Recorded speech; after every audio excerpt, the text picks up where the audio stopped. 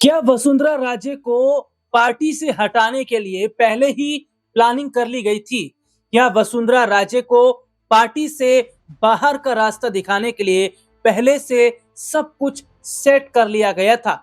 ये इसलिए कहा जा रहा है क्योंकि जो खबर मैं अपने दर्शकों को बताऊंगा उसे अगर आप सुनेंगे तो आप खुद चौंक जाएंगे कि कैसे मोरपाल सुमन के जरिए वसुंधरा राजे को टारगेट किया गया। मोरपाल सुमन ये वही भाजपा के प्रत्याशी हैं जो अंता सीट पर चुनाव लड़ रहे थे, जो इस सीट पर चुनाव हार गए।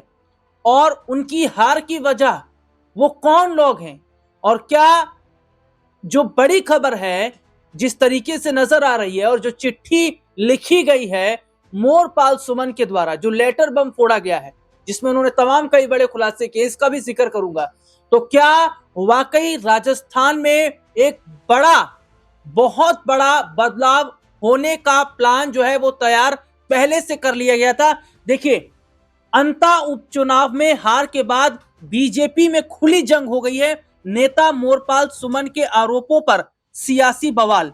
अंता विधानसभा सीट पर उपचुनाव में हार के बाद बीजेपी प्रत्याशी मोरपाल सुमन ने पार्टी के बड़े नेताओं पर गंभीर आरोप लगाए, जिस पर पार्टी ने उन्हें कारण बताओ नोटिस जारी किया। देखिए, उन्होंने जो पत्र लिखा है, जो चिट्ठी उन्होंने लिखी है, उसके बाद उन्हें कारण बताओ नोटिस जो है वो जारी किया। मोरपाल सुमन ने पार्टी नेतृत्व को एक चिट्ठी लिखी जो बाद में मीडिया में भी सार्वजनिक हो गई। इस चिट्ठी में उन्होंने लोकसभा स्पीकर ओम बिरला समेत पार्टी के कुछ बड़े नेताओं पर सीधे तौर पर हार का ठीकरा फोड़ा। सुमन का आरोप है कि इन नेताओं ने पैसे खर्च कर उन्हें हराने और कांग्रेस प्रत्याशी को जिताने का काम किया। उन्होंने राजस्थान सरकार के मंत्री हीरालाल नागर और संगठन के कुछ पद अधिकारियों पर भी सवाल उठाए। मोरपाल सुमन ने अपनी हार की समीक्षा करते हुए टिकट देने में हुई देरी पर भी नाराजगी जताई। उनका कहना था कि समय पर टिकट मिलता और संगठन सही ढंग से काम करता तो नतीजे कुछ और हो सकते थे। उपचुनाव की काउंटिंग के दौरान ज्यादातर समय वह तीसरे नंबर पर रहे, जिससे उनकी नाराजगी और बढ़ गई।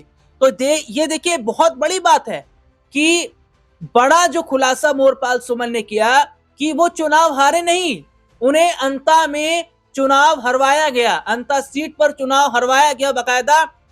इसके लिए बीजेपी के लोगों ने पैसे दिए उन वोटर्स को जो वोट करने बीजेपी के लिए आ रहे थे कि भैया आप पैसे लीजिए लेकिन वोट कांग्रेस को करिए। यह भी मोरपाल सुमन ने खुलासा किया है।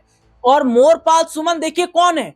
मोरपाल सुमन वही उम्मीदवार हैं जिन्हें वसुंधरा राजे ने खड़ा किया था। वसुंधरा के कहने पर मोरपाल सुमन को खड़ा किया गया और अगर मोरपाल सुमन को हराया गया तो यह हार केवल मोरपाल सुमन की नहीं, ये वसुंधरा राजे की भी हार है, क्योंकि यहीं से तैयारी कर ली गई थी वसुंधरा का पता साफ करने की।